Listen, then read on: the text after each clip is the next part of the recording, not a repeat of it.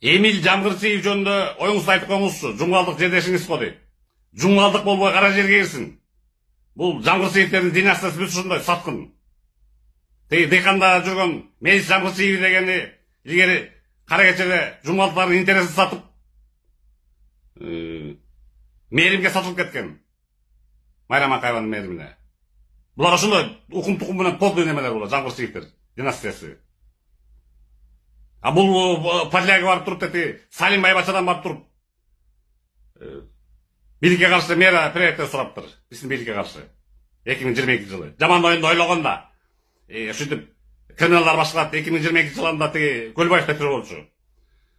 Байбача ошондойлор башкарат. Биздин президенттер башкарам дептир. Арсыз акмак Эмил Жамгырсиев деген. Коркок, подлый. Салим Байбачаны ошо кезде керек болсо Көлбаевга коштуруп эле таркап таштамак азыркы бийлик. Таркала салды мына. Атып ташламак Байбачаңды. Ким болуп калыптыр Байбачаң? Салим. Подлец. Анан түрмөдөн коркот экен ушул.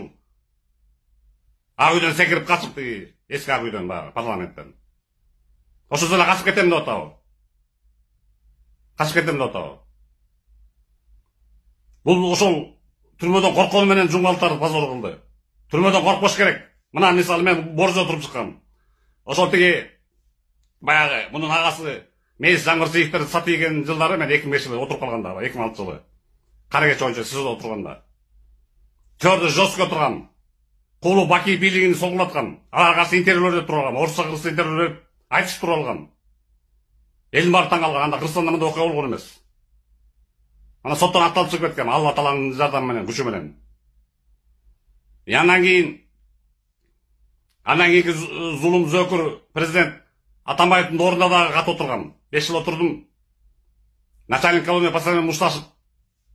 Анын үчүн особый режим барып, аякта мусулмандар менен отуруп, Чорнора Башибей Апшаганы талкалап чоңойтупту. Мусулмандар өсүрсүн движение коюп койгонбуз аяка. Ошого Көлбаев менен жошуп калып анан Көлбаев кийин покушение кылам деп былтыр мурда жылдары. Анан өзү тып-типыл болуп жок болду.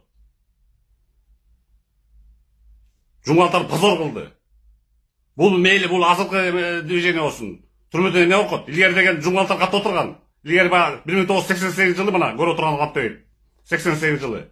16-нчы Белорусь конусунда андыктымак круг болуп жашашчы. Жумгалдык круг чечендерди ошо кезде Батукаевди заводко коолап кирген мушташып. Анда Батукаев вор боло элек болчу.